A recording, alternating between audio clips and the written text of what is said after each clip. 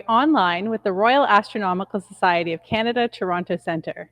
My name is Denise Chilton, and I am the RASC Toronto Centre DDO Committee Chair and an operator of the 74-inch telescope here at the David Dunlap Observatory. Together with RASC volunteer Rohan Kwan, I'm delighted to be your host for tonight's lecture. I'm also very excited to welcome you, our viewers, to tonight's lecture. If you haven't already, please take a moment to say hi in the YouTube chat and tell us where you are joining us from. This helps us make sure that our technology is working properly.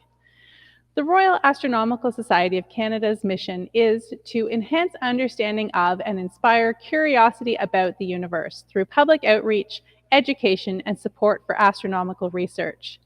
In partnership with the City of Richmond Hill, RASC hosts outreach activities at the DDO, the David Dunlap Observatory. The observatory is home to Canada's largest optical telescope. While we miss welcoming guests to the DDO facility, we are happy to bring you virtual programs like this instead. We would like to start by acknowledging that the David Dunlap Observatory in Richmond Hill stands on the traditional territories of the Wendat, the Haudenosaunee, and the Anishinaabe peoples, whose presence here continues to this day. We would also like to acknowledge this land is at the meeting place of two treaties, the lands of the Mississaugas of the Credit and those of the First Nations of the Williams Treaty.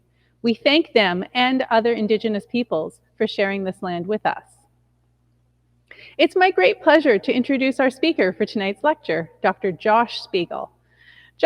Josh obtained his BA in astrophysics and physics at Harvard University in 2015. After spending a year abroad at the Kavli Institute for the Physics and Mathematics of the Universe at the University of Tokyo, he returned to Harvard, where he obtained his MA and PhD in astronomy in 2020. He is currently a Banting and Dunlap postdoctoral fellow at the University of Toronto. His research focuses on trying to understand how galaxies, like our own Milky Way, form, behave, and evolve by studying data from billions of stars within our own galaxy, as well as data from billions of other galaxies. Tonight, Dr. Speagle will discuss mapping our Milky Way galaxy and explain some recent advances in how we understand our place in our home galaxy. If you have any questions for our speaker, please post them in the YouTube chat. Dr. Speagle will have time to take your questions at the end of his talk. Please join me in welcoming Dr. Josh Speagle.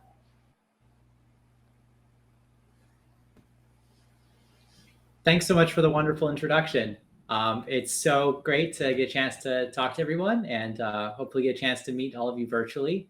And I'm really excited to have the opportunity today to talk a little bit about some of the work that both me and, as you can see here, lots of collaborators, both in Canada as well as across the world, have been working on, really trying to understand and map out our own Milky Way galaxy. If you have any questions, in addition to asking them in the chat, you can also feel free to contact me. My email is j.speagle@utoronto.ca.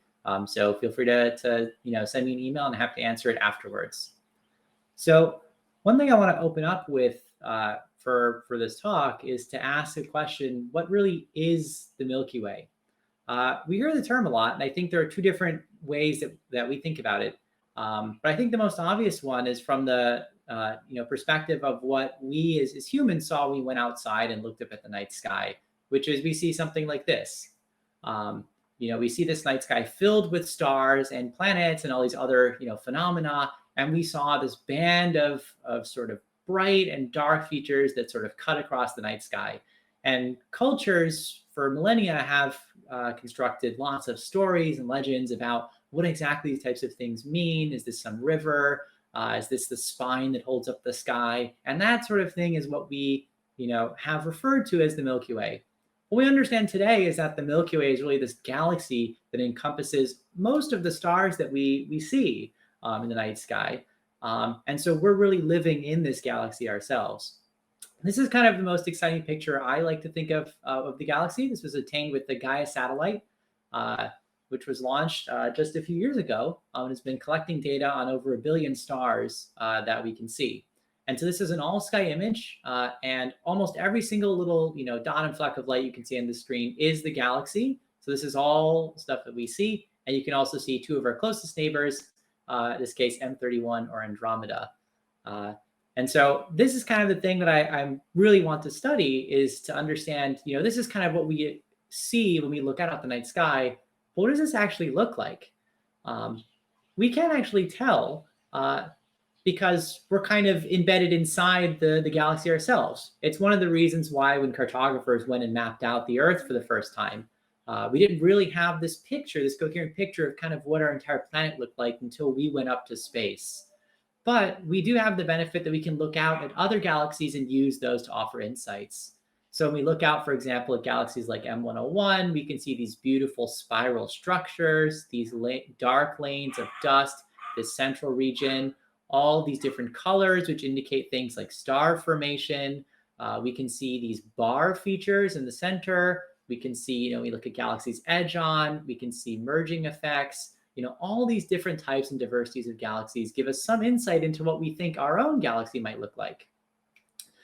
And using those, this is kind of the best state-of-the-art picture that we've come up with. And so I want to emphasize this is an artist's conception, because unfortunately, we think we're here, but we can't really leave our own galaxy and kind of look at it from the outside to get this type of, overview snapshot. So this is really a reconstruction from all the best data that we have today of what we think our own galaxy looks like. Again, based on lots of insights from other galaxies, plus some other data from our own. And I'll actually show you through this talk exactly how, the state-of-the-art data that we use to make some of these pictures. So one of the challenges that I'm really interested in, and lots of other astronomers around the world really want to know, is how do we go from this picture on the left, where we're looking out at the night sky and we see all these different stars and this band of light and darkness, and how do we take that and turn it into a 3D map of our own galaxy? And this is exciting, both, I think, because it's really cool to actually be able to map out the universe, but there are also, I think, 3 core ideas for why, understanding sort of our place in our own galaxy really matters. The first is our origins. Understanding what our own galaxy, the Milky Way, looks like today tells us a lot about how we got here and also our place in the universe. We can figure out where the sun might have been born, how it's migrated over time, and how lots of planets have maybe moved around throughout the galaxy and the origins of life. That's also really important when we want to search.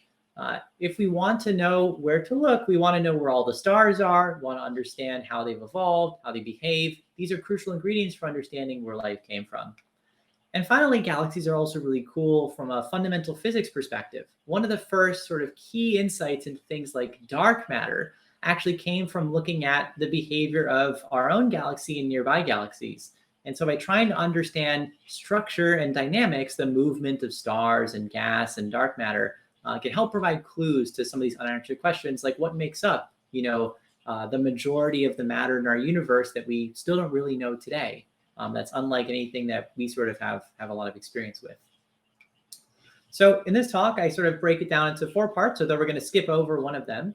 What I want to highlight first is kind of the history and background of what sort of people have done to try and understand and construct these types of maps of our own galaxy, and what sort of ingredients do we need to get there. I'll skip over part 2, which goes into a little bit more of the mathy side of inferring sort of these different properties.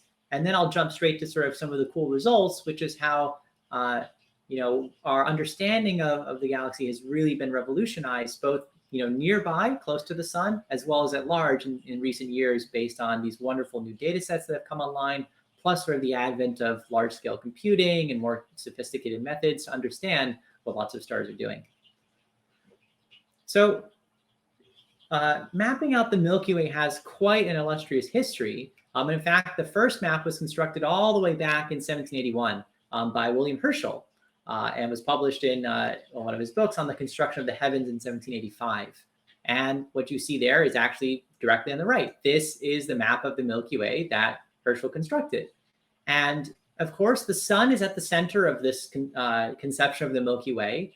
So Herschel thought the sun was here, and all these other stars kind of go out. And so we know this isn't quite right, but it actually gets quite a lot of features about the galaxy correct. We see it has kind of this pancake shape, There seems to be this asymmetry where there are more stars off to kind of the side and fewer sort of up or down when we look away from the sun. There also seems to be this effect where we look in one direction, there's a lot more stars here on the right, except for this chunk that's kind of missing in the middle. And there are a lot fewer sort of out here on the left. And we understand now where lots of those come from, and understanding how exactly Herschel went about constructing this map, which was revolutionary at the time, and why it kind of has some features that are right and some features that are wrong, connects really deeply to our quest to map out the galaxy today. So how did Herschel do it? Fundamentally, the idea was if you look out the night sky, you can just go up and actually count all the stars. So if you go to a given region and you see if there are some stars here and some stars elsewhere, you just see which stars are brighter, which stars are fainter, how many stars there are. You just kind of map them out. And if you make two key assumptions, you can turn sort of this two-dimensional image of the sky that all of us see every day into a three-dimensional map. The first is that all stars have the same intrinsic brightness.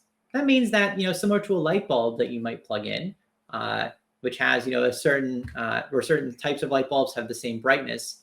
If you see a star that's a little fainter, that's because it's further away. And so all these stars, the bright ones and the faint ones, all have the same brightness. And so if they're fainter, they're further. If they're brighter, if they're closer.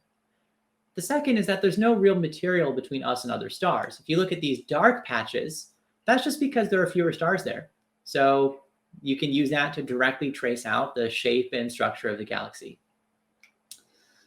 The first assumption comes down to this idea that the brightness that we observe is related to the intrinsic brightness divided by the distance squared.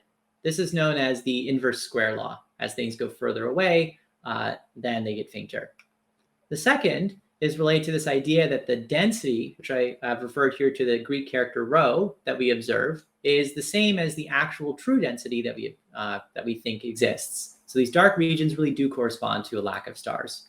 And it turns out that both of these assumptions are wrong, but the way that they're wrong is actually quite interesting and helps us a lot with our quest to try and construct better maps of the galaxy today. So I'm going to focus on each of those in turn because they each connect to different parts of what makes our own galaxy and the law of astronomy really, really interesting. So the first is the idea that all stars have the same intrinsic brightness. It turns out that this isn't quite true.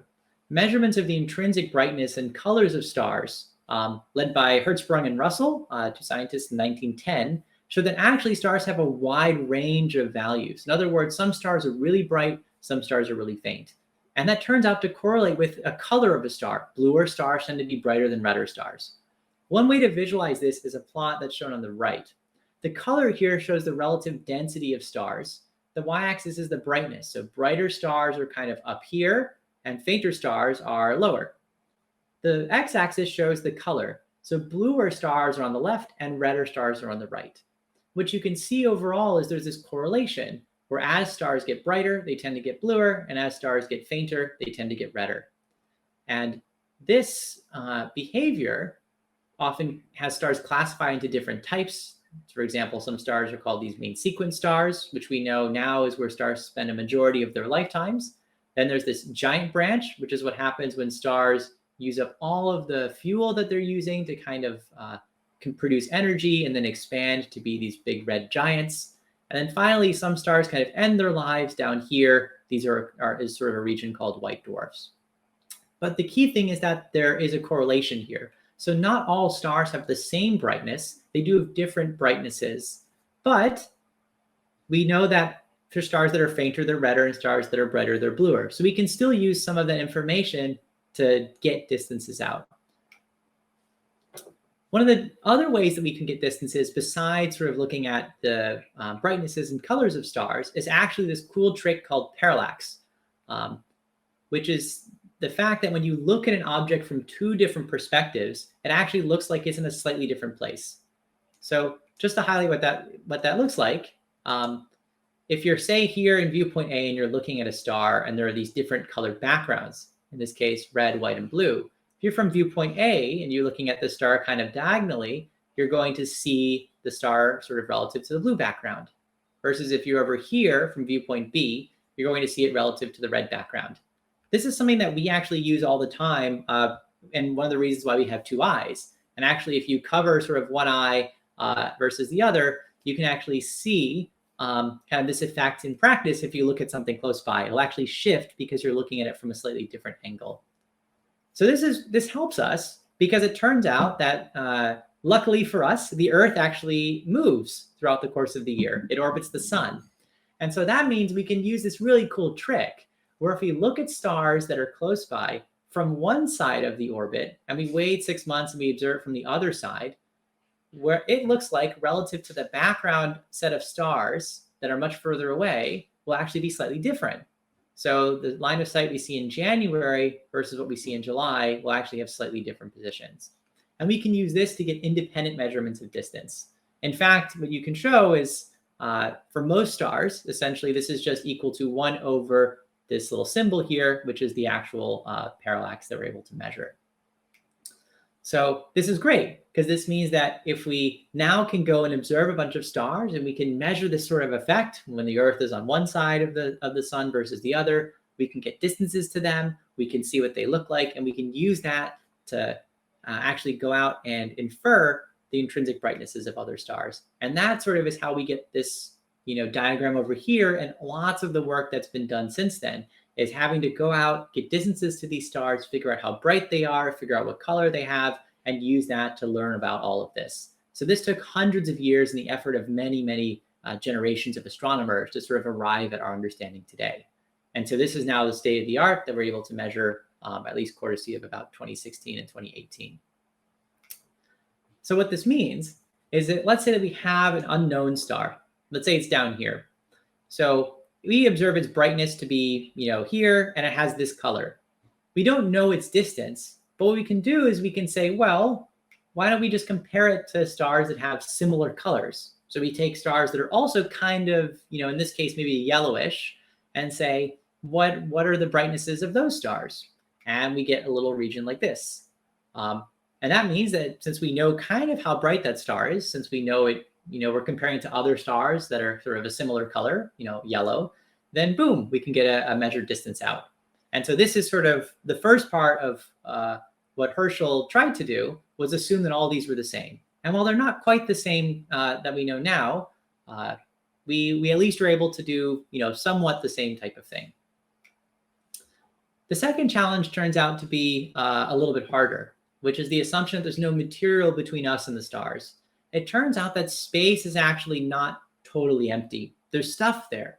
And that stuff is something that we refer to as the interstellar medium. And it's filled with gas and dust and all these other materials that are formed, from stars, from these supernova explosions, from sort of the Big Bang. And it's now just kind of floating around in space. There's not a lot of it, but there's enough that it really matters. In particular, dust, or cosmic dust, is only about 1% of this interstellar medium by mass. So most of it are things like gas. But dust, actually similar to dust on Earth, it blocks stuff. And in particular, it scatters about 30% of all the light. So all the light that's emitted by stars will get blocked by dust and kind of pushed off in different directions. And so we don't see that. What's shown here on the bottom is actually a sky map of dust that was constructed with the Planck satellite about 10 years ago. So the color scale shows the amount of dust. So black means more and white means less. And the x-axis here is in these weird units of galactic coordinates. So this longitude is kind of like if you spun around sort of in the plane of the Milky Way galaxy. And when you look up and down, that's essentially when you're looking up and down sort of relative to the center of the Milky Way. And so that's why you see a lot of dust kind of gathered here in the center, in this central region of the galaxy here. You see a lot sort of towards the galactic center, which is located at 0. And at the edges, this is sort of looking away from the galactic center, looking towards the outskirts. What you could just see here is that there's not just a lot of dust measured in, measured this way, but it has all this really interesting structure. We see all these interesting loops and filaments and weird eddies and swirls. And these are all remnants of things that have happened in the past, of supernova that have gone off on interesting channels of magnetic fields that tell us a lot about our own galaxy. But for our purposes, they kind of get in the way, which is that because they block a lot of the light from stars, And that can make it a little hard to tell sort of what the star actually truly looks like. And that's because of two effects known as extinction and reddening. Extinction is the fact that dust is just going to block some light. It's going to scatter it away from us, so we don't see anything. So this image on the left is actually looking at a bunch of stars in the optical, sort of the wavelengths that we're used to seeing. What you can see is that we don't see anything in the center. And that's because there's a big cloud of dust in the way.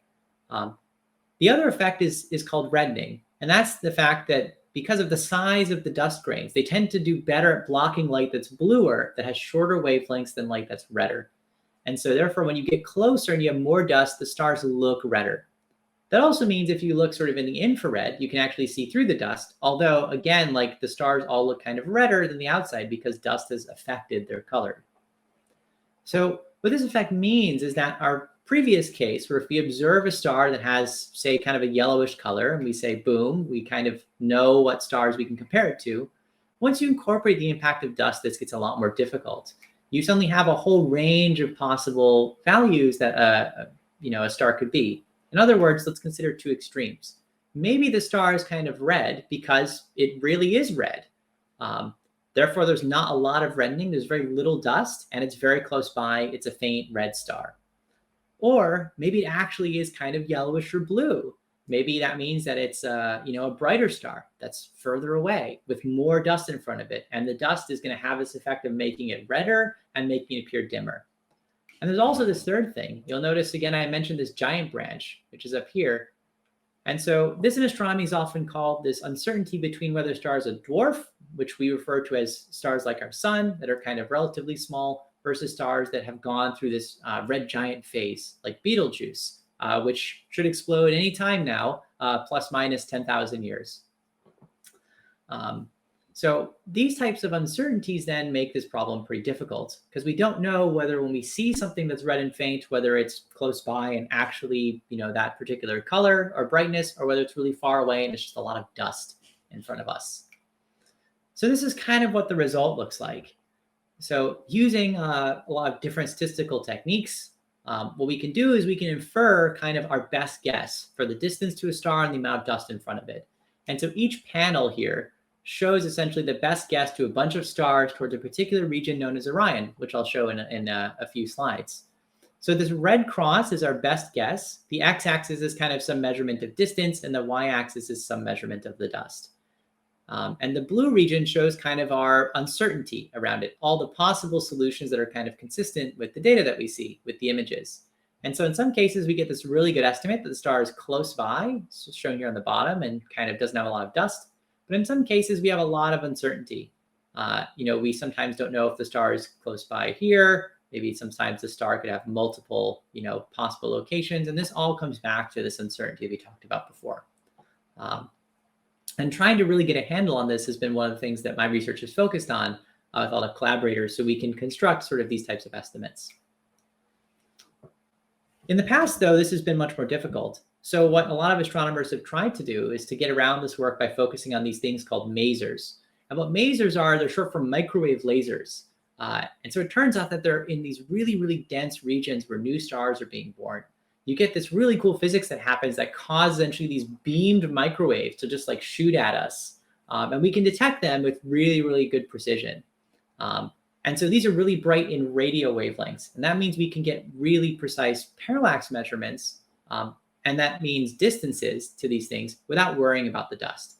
Example is sort of shown here on the right. This is a star-forming region. You can see the dust kind of all highlighted here. We have some stars kind of in various places. And this maser is in this really dark region where we have all of this dust where new stars are being born. The challenge is that this is really, really time consuming. To do a single maser observation, you require tens of hours of observing time that you really need to just get a distance to one particular source. So what it means is that right now, sort of, the state of the art is that we've measured distances to about 150 or so masers. And that data set is shown here on the right. So this is now a view of our galaxy from the top down. So the galaxy, sort of this cross here is the center. Each of the different colors shows a different model that's being fit to the data for spiral arms. And these different points, those all show the actual positions of the masers that we're able to measure. And you might look at this and say, this looks a little familiar to something I maybe have seen before. And you'd be right. If you look at this artist conception that we have, this is the data that it's based on. And if you flip back and forth, you can actually see that correspondence. The arms that we estimate, the shape and size of the galaxy is based essentially on these measurements of about 150 objects. So this is kind of where our science is. And the question is, what can we now do to kind of really build off of this based on these really new exciting data sets to really revolutionize the understanding we have of what our galaxy looks like and how it's behaving. So one of the things that I'll show now is what we can do when we move from sort of 150 objects to now thinking about millions and hopefully billions of stars that we can use to build up these types of maps. So one of the ways that we can scale up is that we want to get away from using these types of really rare objects. Masers are super cool, but they're not that common. They require really special conditions to actually occur, and they're really, really time consuming to observe. But as many of you probably know, when you look out at the night sky, you can just see stars everywhere. Even in this image, there's thousands of stars that we can see, but only one maser, which is just here at the center. They're super common. We can get pictures of them, really, really cheaply and really, really quickly. We have data on billions of stars, and we have tons of really cool computing power now. And so that means we can now think about using lots of these stars to do really, really cool science. And I'm going to skip over exactly the details of how that works and jump straight to the really exciting results. So I want to focus on two regions. First, thinking about things right around the sun and how all this stuff has really changed our understanding of where we come from, and then thinking about moving to the galaxy at large. One of the reasons that trying to think about the galaxy around the sun is really important is we want to understand our little solar neighborhood. You want to understand how our star came to be. And what we know is that when we look at things like the Orion Nebula, a picture of which is shown on the right, this is something you can observe. It's sort of right under Orion's belt if you're looking at the constellation. This is actually a really dense cloud of molecular hydrogen gas. And stars are kind of born out of these really dense clouds, which are traced really, really well by dust. And if we can study them and understand, where their structure is, where they're located, we can try and figure out kind of how stars like our sun might have been born. What are the conditions for which it formed? How do we get our asteroids? How might we have gotten water? All these things like that. And so the problem, of course, is that it's really difficult to determine accurate sizes and masses to these things without distances or 3D geometry. Again, we can see this cool picture, but we don't really know how big it is or how far away it is. And that means it's difficult to say kind of what the real scope or extent or properties of these types of star-forming, giant complexes are. And so this is kind of the cool part where what used to be sort of a drawback can become a strength, which is that if we think about what's going on in the interstellar medium, we have these stars that are kind of distributed all throughout space. And they're kind of, we observe them as they're kind of moving through this field of dust and gas. And that's going to affect their brightness. So stars that have the same sort of colors are going to now have things that are redder, and some of them will be affected less. And so for an individual star, this is not great because it means that there's some uncertainty. But if we think about having many, many stars, this really blurry picture can become really clear. In other words, we can actually use stars to map out the distance and the distribution of dust. And by using dust, we can then trace things like spiral arms or these types of clouds and understand, where exactly they are. So this was a really fun project that I did in collaboration with Catherine Zucker at Harvard, along with several other collaborators. And our idea was essentially as follows. If we look at a given region of the sky, which is shown here, the colors are a little flipped, so more dust is kind of in white. What we wanted to do is we wanted to take, say a little circle and put it down and say, what is the properties of dust in this little region going to look like? And this is kind of the model that we came up with. If we think about cumulative dust, which is kind of this y-axis, so essentially as you get further away, you're going to get more and more dust because you can't have negative dust in front of us. This x-axis is going to be distance. So there's going to be some stars kind of hanging around in front of this, big cloud where all these stars are being formed. Then boom, we're going to hit this giant cloud. It's going to have a ton of dust. And then afterwards, we're going to have some stars that are kind of hanging out behind the cloud. And these all have different types of uncertainties. So we're going to add in some additional stuff, and maybe we get things wrong sometimes. So we're going to have a little bit of modeling to account for this too. And so what's really cool is that this type of project, where you're trying to get these distances out and change masers, have really been uniquely enabled by a lot of advances in modern technology. These big data sets, working with the billion stars across the whole sky, using new tools such as the ones that my collaborators and I are developing, and then using that to derive sort of these estimates that I showed you before. And when we combine them into this model, we can get some really, really cool results. I don't have enough time to sort of show you all these things in detail, but one of the things that my collaborators and I love to do is to make interactive figures. So when you follow the link, for example, that I've highlighted here, what you can do is actually explore all of our data yourself, sort of in real time, by mousing over and seeing exactly how things work and what stuff looks like. And here's kind of just a highlight of one of the really cool results that you can do with this. On the left is a cloud. This is a cloud called Cepheus, which has been widely studied. You can see on the left is just kind of this two-dimensional map of dust. So this is just showing essentially how much dust we think is there based on this Planck satellite, and it kind of just looks like this big blob. On the right shows the same thing, but now where these different colors indicate how far away we think different portions of this cloud really are. And one of the amazing things that we can see just from this is that by using stars, this region on the left actually is really two clouds that are right next to each other. They're superimposed on the sky, and we can separate them out and see that actually we have one that's further away and one that's closer. And we're just kind of seeing them both at the same time. That's something that's very difficult to do when we're just looking at the data on the left, but when we use sort of these millions of stars, we can start to gain these really, really cool insights. We also do really well when we compare our results, which are on the x-axis, using all of these stars, and we are comparing to these really high quality masers, these super rare objects, we get super good agreement. And so essentially our method allows us to just take any sort of image of the sky and apply our method and get distances out that look like they're just as good as these super expensive, really rare objects that people have been using for decades. One of the things that we've been able to do is actually construct really detailed maps of the solar neighborhood. So this is what I'm showing here. This is a top-down view of the sun, which is kind of highlighted here in yellow. And each of the different grayscale on the bottom kind of shows the distribution of dust, and all of these individual sort of blue regions are places where we've mapped out different star-forming regions around the sun. And we have a little zoom in so you can see in detail kind of all these things labeled and what sort of their properties are. This small thing here is called the local bubble. The fact that actually sort of around the sun, there doesn't seem to be a lot of star formation happening or a lot of dust or gas. So something seems to have driven a lot of this out.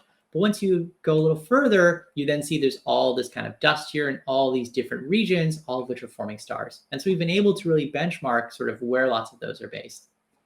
And one of the things that came about from doing this that people had not seen before is that there's just this humongous line that kind of goes from the top left up here down to the bottom that nobody had seen before and seemed to coincide with kind of our understanding of our local spiral arm that we think the sun is based in. And so we called this structure the Radcliffe wave, based off of the Radcliffe Institute at Harvard, where this was first discovered.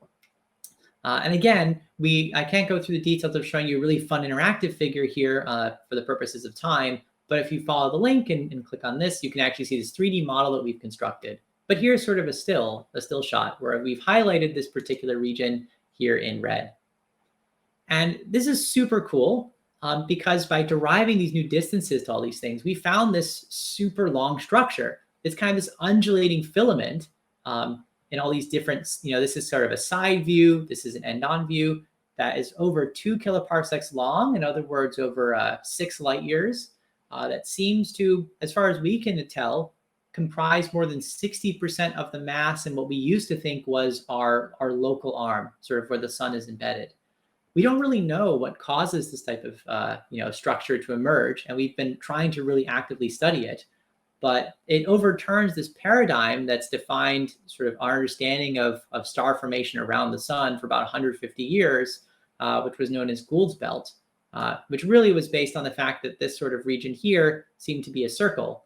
But once you saw that actually this, these regions actually connect up in this really, really long extended structure, we've been really trying to scratch our heads and figure out, what exactly this means about where the sun came from and how exactly our galaxy behaves on really small scales. So that's really exciting because this is something where, astronomers never ordered this. We weren't really looking for it. It's one of these really serendipitous discoveries that only emerged by constructing these types of 3D maps. And so we're trying to see how much we can learn about our galaxy from this type of finding. The final thing I want to end on is trying to look at mapping the galaxy at large. And this is kind of where I'll show, I think, the one and only and coolest sort of interactive figure to kind of explore lots of this big data. So what I've been showing so far is kind of this project to really use these star-forming regions, these molecular clouds, to map out things pretty nearby to the sun. And using that, we've discovered sort of some interesting things we didn't expect about sort of this spiral arm that our sun's embedded in, and maybe the history of how stars like the sun have been born. But what's more exciting is we can think about just getting every star that we can see on the sky and trying to construct a map of all of them rather than just a handful of the dust. And so this was something that we called Augustus, based on our Brutus code. And this was a trial run of about 170 million objects that took about 700,000 CPU hours. And so there's a little bit of technical details on the left if there are any astronomers in the audience. But the right sort of shows this map of where our stars are located, again, in sort of these galactic coordinates. So the Milky Way plane kind of cuts through the center. And if we look up and down, this is sort of looking up and down relative to the plane of the galaxy. This region here that we're missing, this is the south, since the telescope we were using for this data primarily came from Hawaii. And unfortunately, we can't see through the Earth as much as astronomers would love to do that. What's really exciting is that we can use this to actually try and visualize in sort of a very intuitive way lots of properties of our galaxy for in ways that I think are really, really easy to show to lots of members of the public, as well as to improve our own understanding of detailed galaxy assembly. So one way to do that is we can think about taking a little slice. So in 2D, this kind of looks kind of like a donut. But if you imagine in 3D, this would be like taking kind of a little shell, like the outer layer of, say, an orange, and just seeing kind of what the properties are along the shell. And if we do that and we project it the same way as before, we get something that looks like this. And so the color here sort of shows the overall density of stars in this shell as a function of position in the galaxy. As we go, if you kind of zoom in, what you'll see also is that there are lots of little arrows everywhere on this diagram too, since we can also measure how the stars are moving. What you can see just by looking at this is there's this really clear structure where stars seem to be orbiting in this disk, where stars that are up here at the top seem to be following some different behavior. And this is sort of a really clear demonstration that there are multiple structures in our galaxy. There's kind of this flat pancake that we call the disk, and there's this kind of spherical component where stars are moving a little bit more randomly that we call the halo. If you look a little further out, we can now start to see something really cool. So at this point now, we have a map where we can see both the center of the galaxy, kind of near 0, and we can also see these outskirts really far away from the center, and this is around -180. If you look now at this, what you can see is that the galactic center kind of shows up really clearly as this humongous overdensity of stars. So there's a bunch of stuff happening in the galactic center. Unfortunately, we kind of cut that out in this plot, but we can see a lot of that.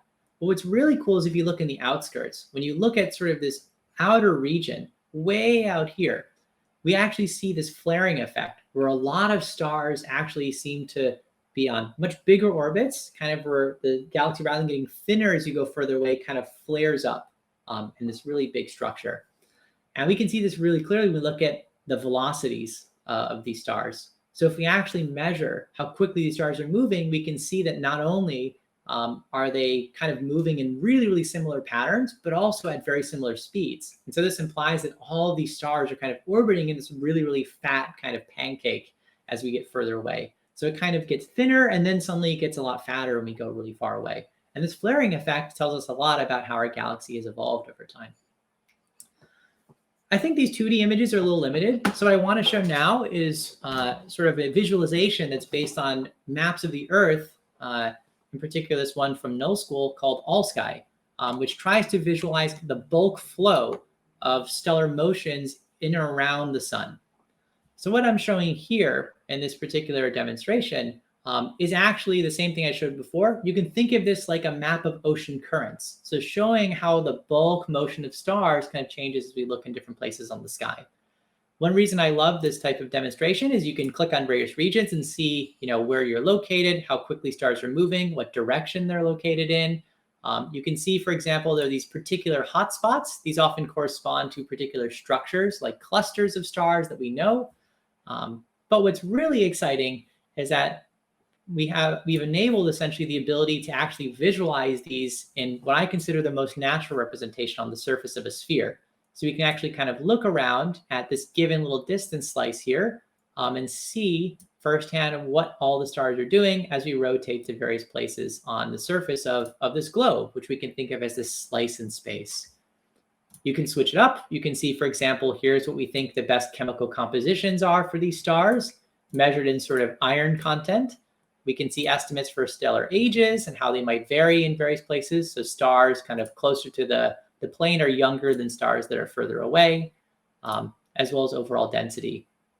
And you can see, for example, here, the imprint of lots of these different dust structures I showed earlier, which kind of block out various stars from our sample. What's really cool is if you look further away, so this is now looking almost 13 to 25 kiloparsecs away, so over 40 light years, more or less, 40 to 70 light years. What you'll see is this feature that runs through this south here, and this whole thing, which you can see super coherently, shows up on this globe, but is very hard to visualize otherwise. This is actually a dwarf galaxy known as Sagittarius that has crashed into the Milky Way at least once. It's kind of been stripped of stars in this stream, and we can see it sort of swinging around the galaxy, sort of through the bottom, and then coming back through on the top over here in this type of visualization. So that's one of the really, really exciting things about being able to do these this way. This website is public, by the way, so you all are also welcome to follow the link and check it out for yourself. It's not perfect, but I think it is a really exciting way to visualize kind of all these different things. On the flip side, if we decide to look really closely, sort of just around the sun, you see structures that look like this instead. And so what might be going on here?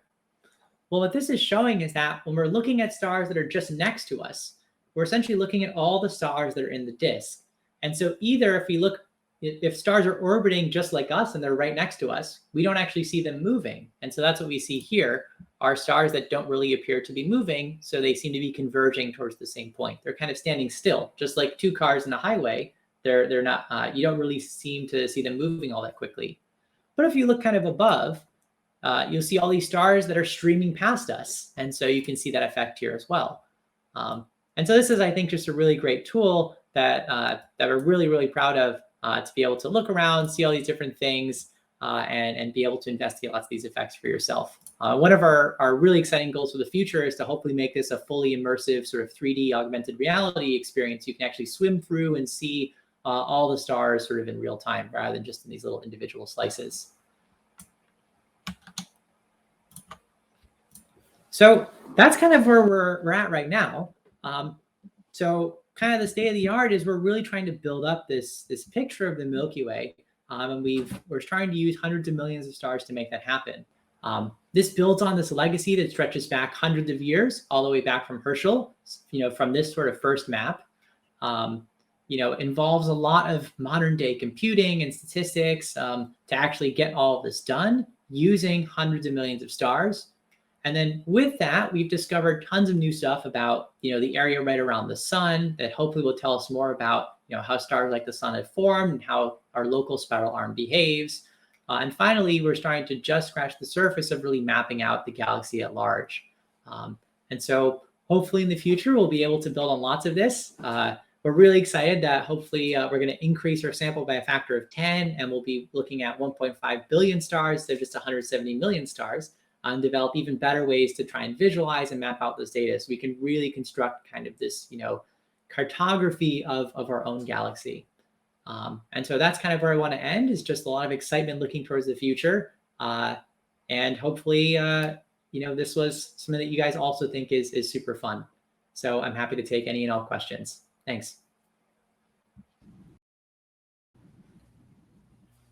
Thank you so much, Josh, for sharing this incredible look at the Milky Way. We're going to check in now with RASC member Rohan Kwan, who has been monitoring the YouTube chat for questions. Rohan? Yeah, hi. Thanks, Denise.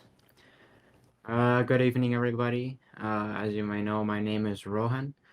I hope everybody is enjoying the presentation so far. If you have any questions at the moment, you can feel free to post them in the chat, and I'll read them out for our speaker. But we have a few questions at the moment. So our first question is, how will the James Webb Space Telescope affect the mapping of the galaxy? That's an excellent question.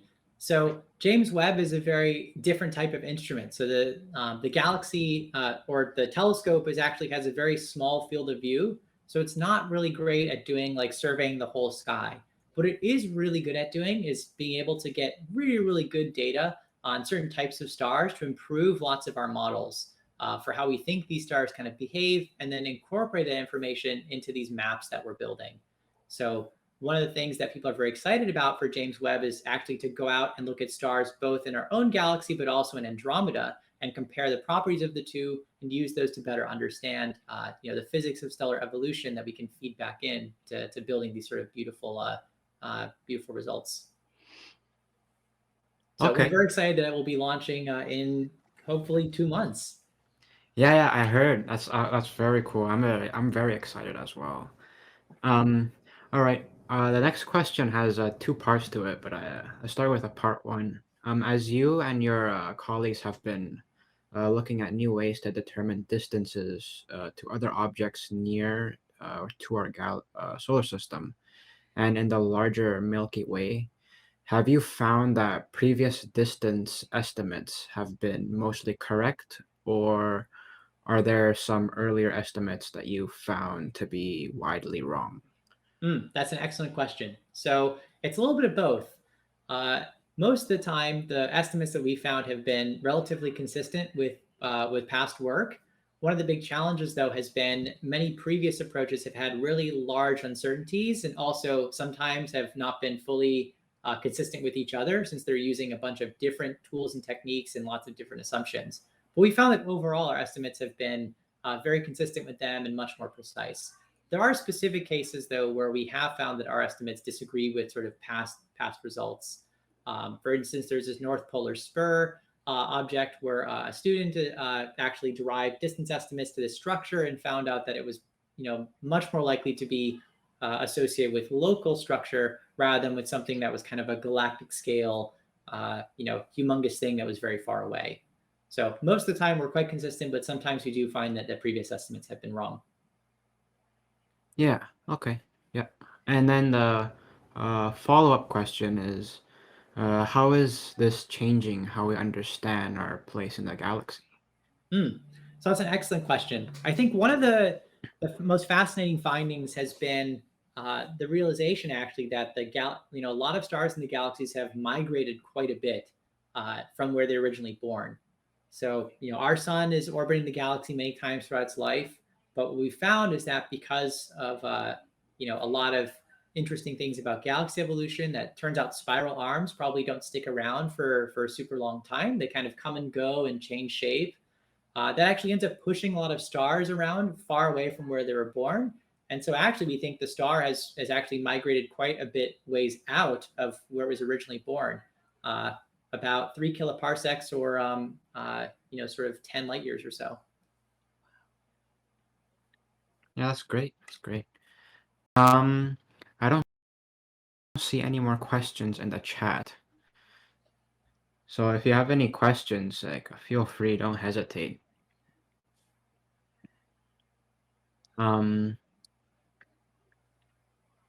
Okay, thank you, Rohan. for relaying all of those great questions from our audience. And thank you so much, Josh, for answering them in so much detail. We have all learned quite a lot tonight.